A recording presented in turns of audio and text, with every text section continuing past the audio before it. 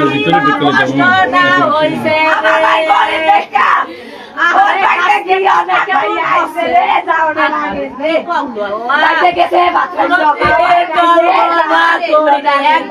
সাগর পাড়ি দিল আল্লাহ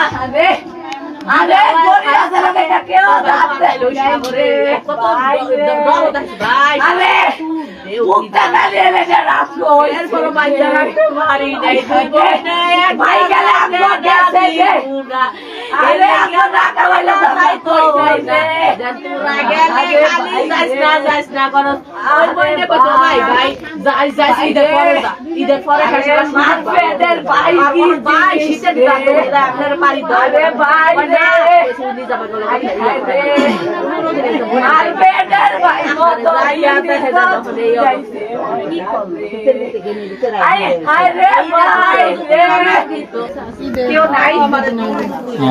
ভালো আছে না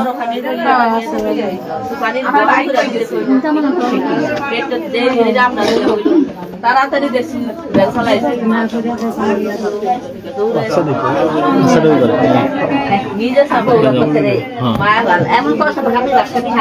একজন রেমিটেন্স যোদ্ধার মৃত্যু। অবস্থান করছি শরীয়তপুরের নড়িয়া উপজেলার ঘড়িসার ইউনিয়নের চর লাউলানি গ্রামে। এখানে লাল মিয়া নামে একটি লোক 5 মাস আগে লিবিয়াতে যান এবং লিবিয়া থেকে ইতালির উদ্দেশ্যে রওনা করবেন এমন একটি বিষয়কে সামনে রেখেই কিন্তু তিনি গিয়েছিলেন। সেখানে দালাল মধ্যস্থতাকারী তো অবশ্যই ছিল, সেই বিষয়টিকে সামনে রেখে সে দীর্ঘ 5 মাস যাবৎ লিবিয়াতে অবস্থান করে এবং সেখানে সে হঠাৎ করে অসুস্থ হয়ে পড়ে এবং অসুস্থ হওয়ার পরে সে বারবার দেশে আসার জন্য আকুতি জানালেও বাড়িতে বারবার যোগাযোগ করে, কিন্তু তার আসলে দেশে ফেরা হয়নি। আর সে অবস্থায় তিনি মৃত্যুবরণ করেছেন এমন বিষয়টি আসলে আমরা জানতে পেরেছি। আর সেই বিষয়টিকে কেন্দ্র করেই কিন্তু তার পরিবারে চলছে শোকের মাতম। এর আগেও একবার বিদেশে মালয়েশিয়াতে গিয়েছিল, তবে সেখান থেকে তিনি আবার উচ্চ রেমিটেন্সের আশায় সে ইতালির উদ্দেশ্যে পাড়ি জমায় জনৈক দালালের মাধ্যমে। তবে এই ছোট্ট একটি ঘর তার এখানে রয়েছে আর তার 3টি ছোট্ট মেয়ে রেখে সে এই হচ্ছে তার 3টি মেয়ে, যাদের উদ্দেশ্যেই সে আসলে বিদেশের মাটিতে পাড়ি জমায় এবং আজকে সে আর ইতালিতে যেতে পারে না। মালয়েশিয়াতে লিবিয়াতে থাকা অবস্থায় সে আসলে ইন্তেকাল করেছে। তার এই ছোট বাচ্চাগুলো আসলে রয়েছে, কিন্তু অত্যন্ত দুঃখজনক ইতালিতে তার আর যাওয়া হলো না। ইতালিতে যাওয়ার আগেই লিবিয়াতে অসুস্থ হয়ে পড়ে এবং সে বারবার আসার চেষ্টা করে। এই 3টি কন্যা সন্তান রয়েছে তার, এই তাদেরকে রেখেই সে পাড়ি জমিয়েছিল ইতালির উদ্দেশ্যে, কিন্তু সময়ের ব্যবধানে সেই ইতালি, স্বপ্নের ইতালি কিন্তু আর যাওয়া হলো না। সে তার মৃত্যুর ঘটনা শুনে তার স্বজনরা কিন্তু আসলে একদমই আত্মহারা হয়ে পড়েছে। তার স্বজনরা কিন্তু খুব বেশি কান্নাকাটি করছে, এমনটাই আমরা দেখতে পাচ্ছি। তার নিয়েছিল যে আসলে যদি ইউরোপে যাওয়া যায় তার এই সন্তানরা মানুষ হবে, কিন্তু সেই আশা কিন্তু আর পূরণ হলো না। তবে যাই হোক, সরকারের প্রতি আকুল আবেদন, এই যে পদ্ধতিতে আসলে ইউরোপে যাওয়ার জন্য মানুষ পাড়ি জমায়, সেখানে কিছু চক্র থাকে যারা কিন্তু আসলে এই মানুষদেরকে নেয়ার জন্য ফুয়েলিং করে, তাদেরকে ভুলভাল বুঝিয়ে কিন্তু আসলে এই পথটা অনুসরণ করানোর চেষ্টা করে। ইউরোপে গেলে এই অবস্থার আসলে পরিবর্তন হবে, কিন্তু সেই আশা কিন্তু আর পূরণ হলো না। যাই হোক, দেশ ও প্রবাস থেকে যারা যুক্ত হয়েছেন লাইভে তাদেরকে জানাচ্ছি আসলে কষ্টের খবর। এখানে অসংখ্য মানুষ কিন্তু তার বাড়িতে এই মৃত্যুর সংবাদে এখানে কিন্তু অসংখ্য মানুষ বাড়িঘর জড়ো হয়েছে। প্রতিবেশীরা ভাইয়ের মৃত্যুর জন্য আকুতি করছে, তার বোন, তার ভাই সহ সবাই। তারা বারবার বলছে যে যারা প্রলোভন দেখিয়ে আসলে প্রবাসে পাঠিয়েছে তাদের বিচার চাই। তবে সে নাকি বারবার চেষ্টা করেছে দেশে ফেরার জন্য, কিন্তু আসলে এই কালক্ষেপণ হয়েছে, সে কিন্তু আর দেশে আসতে পারলো না। আর কখন আসে, এই লাশ কখন দেশে ফিরে, এটা আসলে সময়ের অপেক্ষা, জানানো যাবে। তবে সবচেয়ে বড় কথা হচ্ছে একজন রেমিটেন্স যোদ্ধা, যে এর আগেও মালয়েশিয়াতে গিয়েছিলেন, উচ্চ আশায় পাড়ি জমিয়েছিল লিবিয়া দিয়ে ইটালির উদ্দেশ্যে, এবং যতদূর শুনেছি 23 লক্ষ টাকা কন্ট্যাক্ট হয়েছিল, কিন্তু আসলে টাকা থাকবে, কিন্তু এই যে লোকটা চলে গেলেন, এই লোকটা তো আর আসলে ফিরবেন না। তো এখানে তার স্বজনরা রয়েছেন, তার স্বজনরা এখানে বিলাপ করছে। ইটালি যাবো আমরা কইতে পারি না। আমার মায় 10 মাস 10 দিন গরমে করছে, আমার মায়ও জানে না ইটালি যাইবে, আমার মায় যাও জানে না, আর আমিও জানি না, আমরাও জানি না। আমার ইটালির তোর ফোন কয়, আমার ছোট ভাই সুমনও জানে না আমি লালমিয়া ইটালি যাইব। আমারে ফোন কয় এমন লালমিয়া ইটালি যাইব। কে ফোন দিছে ইটালি তো? দালালে 70 মাঝি, বাড়ি কোহার? মাঝি বাড়ি লাউলানি চলানি। আচ্ছা আচ্ছা, হ্যাঁ। অইলো ফোন দিছে, জানি লালমিয়া ইটালি যেতে চাই। আমি কই ভাই দয়া করে অনুরোধ কইরা আপনি এটা রাজি হইেন না, ঠিক আছে? এই পথে রাজি হইেন না, একটা দুর্ঘটনা ঘটতে যাইতে পারে, ঠিক আছে? আমার বাইক 3টা মাইয়া আছে, ঠিক আছে? আপনি এটি কইলেন না। ওরে পাসপোর্ট করতে কইছে সুমনে মালয়েশিয়া পাঠাইবো, আমার শালাই যাইবো আর ওই যাইবো। আমার ভাই আমার লগে কত হয়েছে, আমি মালয়েশিয়া থাকাইছি, তো শালাই গেলে আমার লগে হাওয়া সব বসবো। কয়েকদিন পর শুনি জানি এই ঘটনা, 70 মাঝে ফোন দিয়েছে, জানি ওই ইটালি যাইবো, হয়তো পাসপোর্ট করানো পাগল হয়ে গেছে। আমি কই ভাই এই ডিগ্রিটা আমি না, এইটা আমি জানি না, আর এই যে আমি দিন ধরে দিয়েন না, ঠিক আছে? আমি ওরা বুঝাই দিয়ে ওদের সদর আসতে পারে। আমি কই সুমনে জানে? কয় না, সুমনও জানে না, ঠিক আছে? আর সুমনের লোক যোগাযোগ করে নাই। আমি তো যোগাযোগ করতেছে কেন লগে? আমার লগে যোগাযোগ করতে আছে, আমার বাইক যাইতেছে, রাহুলের মার লগে কথা ফোন দে, আমার লগে যোগাযোগ করতেছে। এই ওরা যোগাযোগ করছে, যোগাযোগ করার পরে এইলো সুমনের মাইজা ভাই ফোন দিছে, লালমিয়া ভাই ফোন দা কয় ভাই আমি তোর লগে কথা কই, ঠিক আছে? কয় তোর ভাই কি কবি? কয় না আমি ঢাকা যায় কথা কই। কয় না তুই কি কবি ক, মানে ডরে কইতাছেন, কইব না। কয় না আমি ঢাকা যায় না, তোর অনেক কইতে তুই কি কবি ক, তো জানে না কি কবি না। কয় এমন আমি ইটালি যাইমু, ঠিক আছে? ইটালির কথা হই না, সুমনের কাছে মাথা কই না, 23 লাখ টাকা কই পাইবো, ঠিক আছে? আর এই মুহূর্তে টাকাও দিতে পারবো না, আমার চাচা জায়গা কিনছে, ওর মেলা টাকার দরকার, ও এই টাইমে রিক্স লইব না। সুমনে রিক্স লইব না, সুমনে লইব না। ওদের ছাপ্পা না করে দিছে, ও ওরে বলে আবার উল্টি আমার 12 লাখ টাকা দিব, ঠিক আছে? এ হুনে সুমনের লোকের যোগাযোগ হয় না, হয় নাই। এই কথার পরে সুমনের এমন আমি ইটালি যাই, সুমনের হুইনা গেছে মাথা গরম নেই, ইটালি যাবি, ইটালি যা নাহলে দিল্লি যা, আমি এটার ভিতরে নাই। ছাপ্পা ডাইরেক্ট না করে দিছে, আমি একটা গো দিতে পারব না, আমি যাইতে পারব, আমি টাকা দিব না। এই সুমনের শেষ কথা, আমার লগে কত হয়েছে, আমি ওরে 1 পয়সাও দিবি না, যাতে ওই রাস্তা না যায়, ওই রাস্তা না যায়, গাজালের রাস্তা না যায়, ঠিক আছে? আর ওই বলে স্পন্সর কত কইছে, ওই সেই কথা যদি কইতো তাহলে আমরা কইতাম জানি তুই স্পন্সর জমা দাও, তো যত টাকা লাগে আমরা দিব, ঠিক আছে?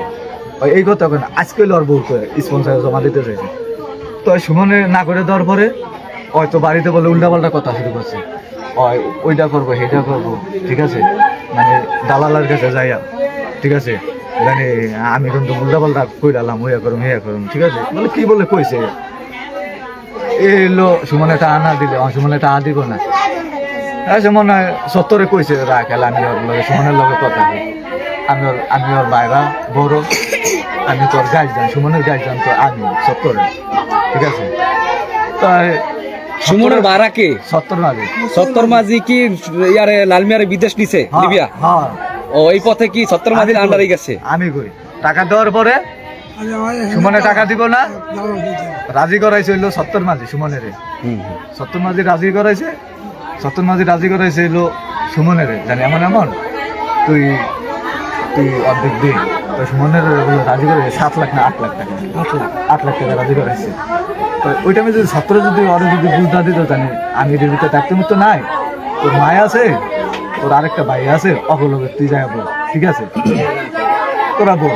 তো এই ধরনের ওর বুদ্ধি দেয় না, এই কারণে জানে চানমিয়া লালমিয়ার বিরুদ্ধে এক নম্বর। এই 2 নাম্বার কথা ফাড়াইবো না স্যার না, আমি তো জীবন না, আমার ভাই তোর বাইরে ফাড়াবি না। আমার মায়ও ফাটাইব না। তো এই কারণে ওই সুমনের লোক হয় যোগাযোগ করছে 70 মাঝে ওর ভাইরাল লোক হয়, ঠিক আছে রাজি করে না অনেকের আর ছোট ভাইয়ের কথা হইলো বাইরে যদি আমার যদি কয় সাগরের লাভ দিয়ে তুই মর, আমার ভাই ওইটাই করবে, তো বাইরে কইছে মান্য করছে, বাইরের কথা শুনছে, তো শুনছে তো এলো মনে করে টাকা টুকা মিলানোর পর 2 লাখ টাকা, 1 লাখ টাকা আর পাসপোর্ট এটা দিছে হইলো 70 মাঝের বোর কাছে।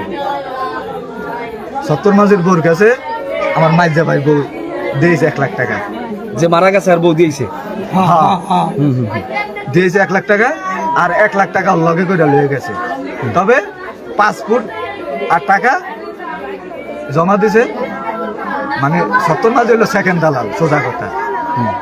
সেকেন্ড দালাল প্রথম দালাল তোমরা চিনো কেউ? না, আমরা চিনি না। চিনো কেন তোমরা? আমরা চিনি 70 মাঝের, আমরা চিনি 70 মাঝের আর 70 মাঝের বউরে।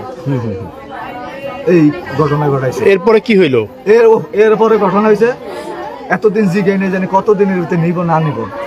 তো আজকে আমার মাইজাবের বউ গেছে আমাদের বাড়িতে, তো জিগেছি কতদিনের টাইম, মানে কতদিনের ভিতরে পোস্ট হইলে এমনি আমার মাইজাবের বউ কি জানি একটু কইছে, মানে একটু দালাল শব্দটা বাইর করছিল, মাইজাবের বউ, ঠিক আছে। আমি তো দালাল লগে আলাপ কর, যার কাছে 5 কোটি টাকা দিছ ভেগো লগে আলাপ কর, আমি দালাল মুলাল করি না। ছোট ভাইয়ের বউ গায়ে লাগিয়ে যেতে হবে, আমার বোন দালাল করছে।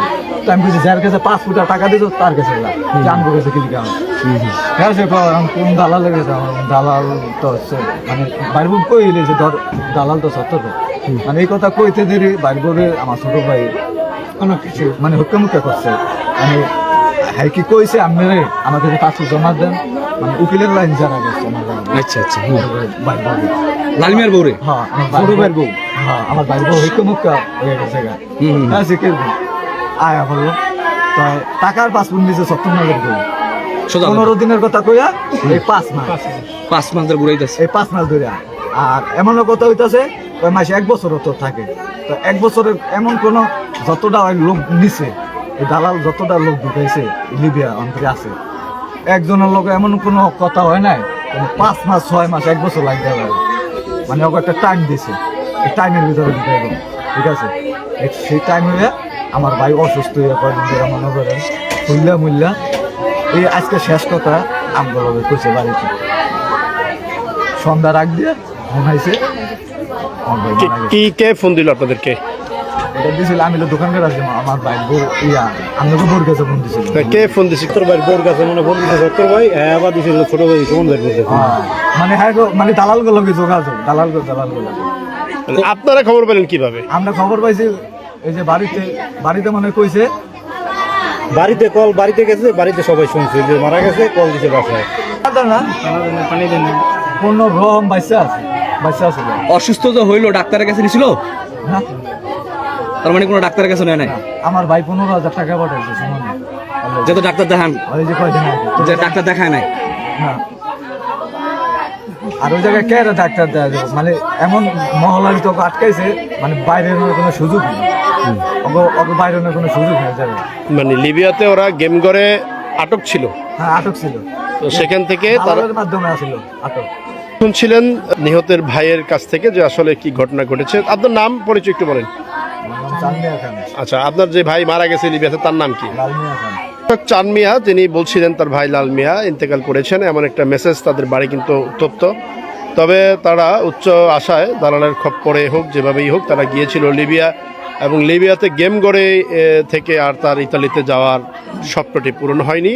আসলে এই পদ্ধতিতে বারবার রাষ্ট্রীয় নিষেধাজ্ঞা থাকলেও বিভিন্ন মানুষের প্রলোভনে পড়ে কিন্তু আসলে চেষ্টা করে যে আসলে এই পদ্ধতিতে কি আসলে যদি ইতালিতে যাওয়া যায় হয়তোবা দেশের চাকা নিজের চাকা দুটোটাই ঘুরবে, কিন্তু আসলে সেই টাকা উৎপাদনের মেশিন নিজেই কিন্তু এখন বিকল হয়ে গেল। আসলে সচেতন হওয়ারও প্রয়োজন, যেহেতু এই পদ্ধতিতে ইউরোপে যাওয়ার ফলে এই অঞ্চলের অনেক মানুষ কিন্তু সমুদ্রপথে নিহত হয়েছে। যে ভাইটি এর আগে মালয়েশিয়াতে ছিল এবং মালয়েশিয়া থেকে তিনি এসেছেন, আসার পরে তিনি চেষ্টা করেছেন যদি ইতালিতে যাওয়া যায়, এবং সেই ইতালিতে যাওয়ার চেষ্টাকে কেন্দ্র করে তিনি লিবিয়াতে গিয়েছিলেন এবং লিবিয়াতে তিনি কিন্তু ইন্তেকাল করেছেন। এমন ভাই মা ভাই বোনদের কান্নার রোল পড়েছে। আসলে স্বজন হারার যেই আকতিটি আমরা দেখতে পাচ্ছি, বাড়িঘর একদমই স্তব্ধ, থমথমে অবস্থা বিরাজ করছে। এদিকে তার 3টি বাচ্চা রয়েছে যারা একদমই ছোট ছোট, যাদের ভবিষ্যৎ গড়ার জন্যই কিন্তু আসলে জীবনের মায়া ত্যাগ করে সমুদ্র পথেই চেষ্টা করেছিলেন স্বপ্নের দেশ ইতালিতে যাওয়ার জন্য।